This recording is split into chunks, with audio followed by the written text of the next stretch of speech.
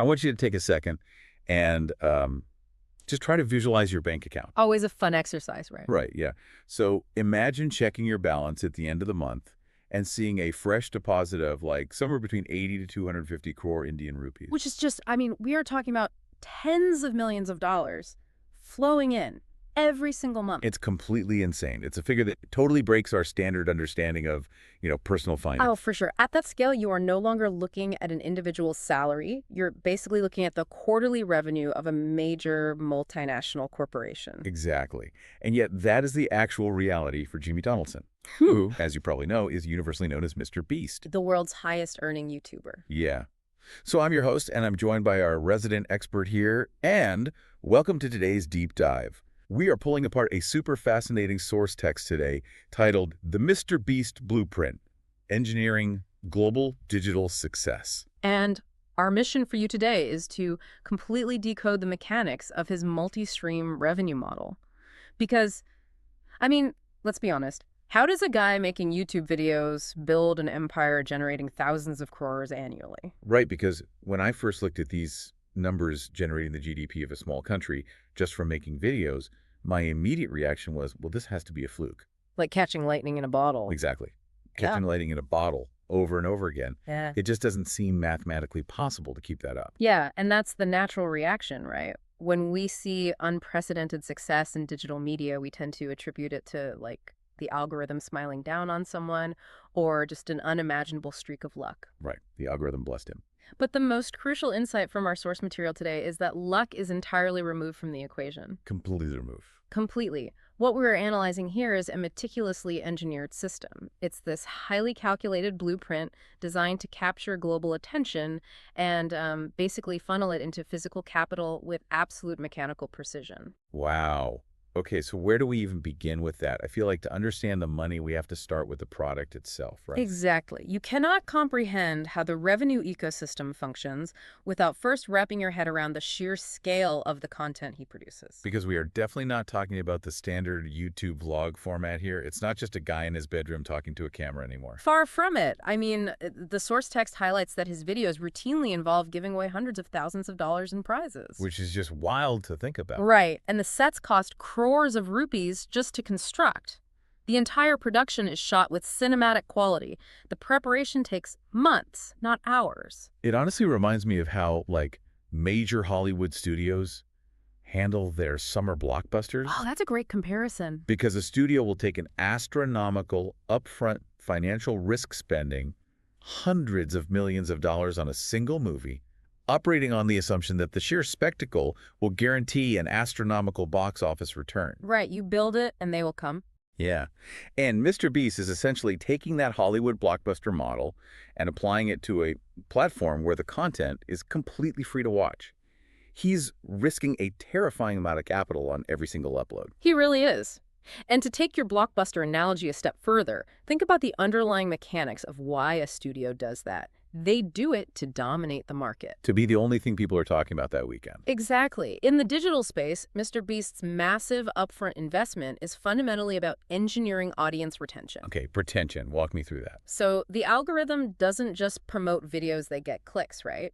It aggressively promotes videos that keep people watching for 10, 15, or 20 minutes. Because YouTube wants people on YouTube. You got it. By building sets that cost crores and constantly escalating the stakes, he mathematically ensures that viewers literally cannot look away. So the extreme production value is really just a tool to keep that retention graph perfectly flat. It's the ultimate top-of-the-funnel strategy. I mean, in traditional business, the top of the funnel is how you generate leads or, get foot traffic. Right. By guaranteeing maximum spectacle, he secures a massive global viewership. He isn't just making a fun video. He is systematically acquiring the world's attention. Which is incredibly valuable. It's everything. In the modern economy, that sheer volume of human eyeballs is the foundational currency for his entire empire. Okay, so let's follow that currency then. Because a view count on a screen, even a really high one, doesn't automatically pay for a set that cost 5 crore rupees. No, it definitely doesn't. Right. How does that attention actually convert? Because if a traditional movie studio releases a blockbuster, they sell a physical ticket. A transaction is super simple. But one ticket equals 1 unit of revenue. Exactly. But his product is free. So the core mechanic we need to look at is how he actually translates those tens of millions of views into thousands of crores annually. Well, the secret lies in a concept that traditional businesses spend literally billions trying to master, and that's customer acquisition cost, or CAC. Oh, right. The marketing budget. Basically, if a legacy candy company wants to sell a chocolate bar, they have to buy television ads, they pay for billboard space, run really expensive social media campaigns just to convince you to look at their product. So their customer acquisition cost is massive Huge! But MrBeast flips that entirely on its head. because he already owns the audience. Not only does he own the audience, but through YouTube's AdSense program, he is actually being paid to broadcast to them. That is wild. He's getting paid to run his own commercials. Essentially, yeah. So let's break down the layers of this multi-stream ecosystem, because he definitely doesn't rely on just one source of income. Right, the source text was super clear on that. The first layer is traditional ad revenue. The millions of views generate a really solid baseline income from YouTube. But honestly, that's just the foundation. Just the tip of the iceberg. Yeah. The second layer is brand sponsorships. Right, the text mentions massive sponsor checks. And the math there makes perfect sense to me. If you're a brand, you're paying a huge premium because you aren't just buying a standard commercial slot on TV that someone might skip. No, you're buying guaranteed integration. Exactly. You know, for a fact, this video will be watched by 50 million people within a week. The ROI for the sponsor is practically guaranteed. And that guaranteed integration allows him to dictate terms that no traditional television network could ever demand. Because he has all the leverage. All of it. But the true genius of the blueprint, the third layer of the ecosystem, is his proprietary physical products. The merchandise and the chocolate. Yes, he has his own merchandise lines and, way more importantly, his own chocolate brand. Okay, see, this is where I start to struggle a bit with the underlying stability of the model. Oh, really? How so? I mean, I understand the synergy of using a massive video to sell your own merchandise, but isn't this an incredibly fragile way to run a business? Fragile in what sense? Like, he is pouring months of preparation and massive capital into one single video. What happens if the YouTube algorithm fundamentally changes its recommendation logic? Which happens all the time. Right. What if a video simply flops and doesn't get the views? If the video is the top of the funnel for the ads, the sponsors, and the chocolate, doesn't one algorithmic misstep cause this entire multi-stream house of cards to just collapse? That's a great question. And if he were operating like a traditional digital creator, the answer would be yes. Okay. A normal creator is entirely at the mercy of platform algorithms, but the mechanics of his diversification actually insulate him from algorithmic disaster. Wait, really? How? Well, we need to look at how a multi-stream ecosystem functions when you actually control the physical supply chain. Walk me through that, because if the video flops, the audience just isn't there to buy the chocolate, right? You have to think of the video not as a standalone product, but as a loss leader. A loss leader like in a grocery store. Exactly like that. In a supermarket, a loss leader is a product sold at a deep discount, sometimes even at a loss, just to get you into the store so you'll buy the high-margin item. Like the really cheap milk in the back. Right. So even if one of his videos underperforms by his own astronomical standards, it still functions as a multi-million-dollar commercial for his physical businesses. Oh, wow. I see what you mean. Yeah, the video might barely break even on AdSense and sponsorships, but it is simultaneously driving millions of viewers to physical retail stores to buy his chocolate. So he is capturing the value further down the chain, completely off the platform. Yes. And consider the leverage this gives him in physical retail. I mean, getting shelf space in major supermarkets is notoriously difficult for a new brand. You usually have to fight tooth and nail for it. But when his team approaches a distributor, they aren't just pitching a candy bar. They are pitching a guaranteed wave of foot traffic. Oh, that's brilliant. They can sit down and say, we're releasing a video next week to 100 million viewers, and we're going to tell them to go to your specific store. Supermarkets must go crazy for that. It is unprecedented retail power. So the video isn't fragile because it serves multiple utility functions. It's entertainment, it's an ad, a sponsorship vehicle, and a retail foot traffic driver, all at the exact same time. Okay, that fundamentally shifts how I view the videos now. They are essentially Trojan horses. That's a perfect way to put it. On the surface, you click to watch someone, like win a private island. But underneath, you're actually engaging with a vertically integrated marketing campaign. It's honestly brilliant. It really is. It's a closed-loop economy. He leverages digital real estate to build and sustain a physical retail empire, entirely bypassing the traditional gatekeepers of commerce. But, engineering a closed-loop economy of that scale doesn't just happen by accident. And the source text is very clear that this was definitely not an overnight success. Oh, not at all. He didn't just stumble into the studio one day, drop $1 million on a set, and start moving pallets of chocolate. How does someone actually build the tolerance for that level of financial risk, let alone the technical skill to pull it off? Well, the history detailed in the source material is essentially a masterclass in psychological discipline and data analysis. Data analysis. Really? Yeah, heavily. This empire was built on years of grinding in relative obscurity.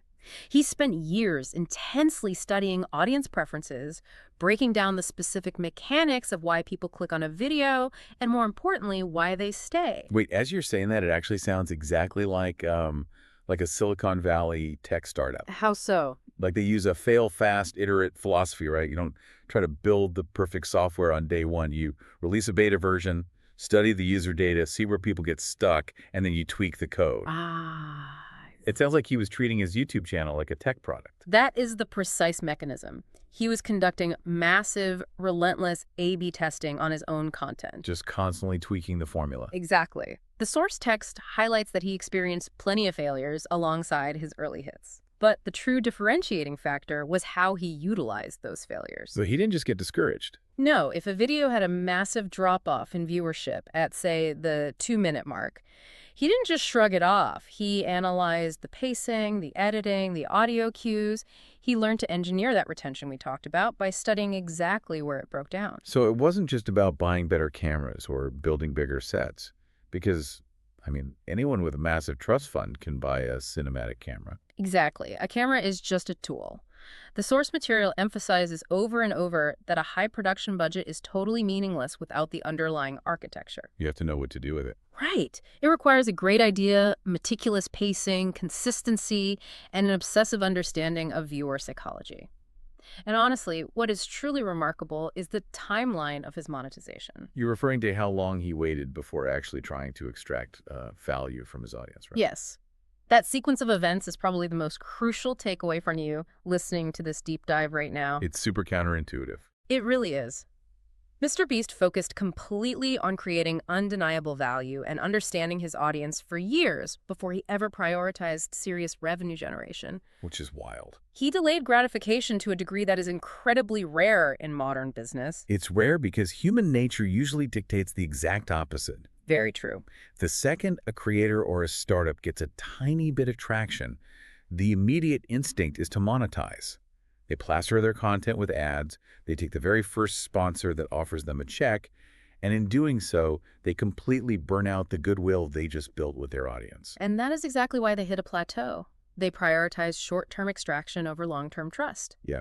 The immense trust MrBeast built during those early non-lucrative years is the actual bedrock of his current empire. Because he was playing the long game. The longest game. During those years, he was constantly reinvesting any small amount of money he made right back into the videos to make them bigger and better for the viewer. He trained his audience to fundamentally believe that he would always deliver value. Which perfectly explains the mechanics of the chocolate brand's success later on. How do you mean? Well, when he finally launched a physical product, the audience didn't view it as a cynical corporate cash grab. Oh, absolutely not. They viewed it as a natural extension of this parasocial relationship. Right. Because they had consumed hundreds of hours of high-quality entertainment from him for free. Purchasing his product felt like participating in the community and supporting someone they had trusted for years. You really cannot artificially engineer that kind of brand loyalty. No, you can't. It has to be earned through consistent, long-term value delivery. That just brings such a fascinating perspective to the whole operation.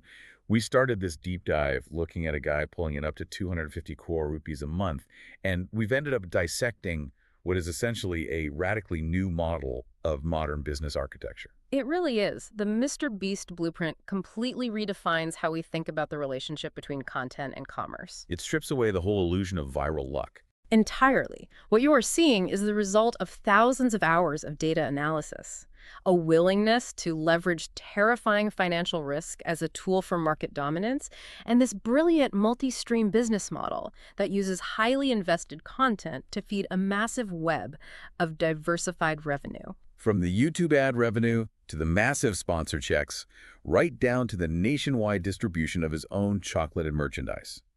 It is all deeply connected by that top-of-the-funnel attention. And if you apply this blueprint to your own daily life, whether you are trying to scale a startup, prep for a major corporate initiative, or even build a personal brand in a totally new industry, the core lesson is incredibly clear. Deliver value first. Exactly. Delivering undeniable value and prioritizing the experience of your audience or your client must come first. You have to be willing to invest heavily in the quality of your product before you ever ask for a return. You have to earn the trust before you can build the empire. The monetization isn't the goal itself. The monetization is simply a byproduct of the attention and the trust you've managed to successfully engineer over time. It forces a complete reevaluation of how value is created in the modern market. It really, really does. And frankly, it leaves me with a final, somewhat provocative thought for you to consider long after this deep dive ends. Oh, let's hear it. Well, we are watching a single digital creator, right? A guy who's started out just experimenting with a camera in his bedroom. And he has built an ecosystem of physical brands purely off the back of audience trust and digital video views. Right.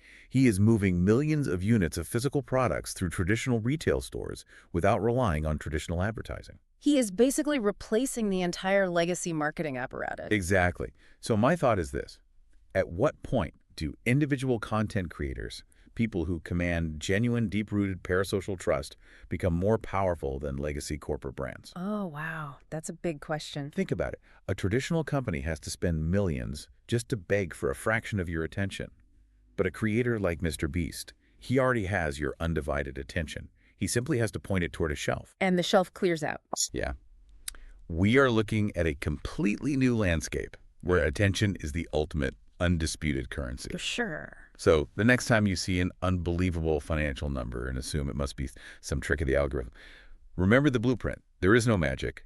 It is just mechanics, engineered one view at a time.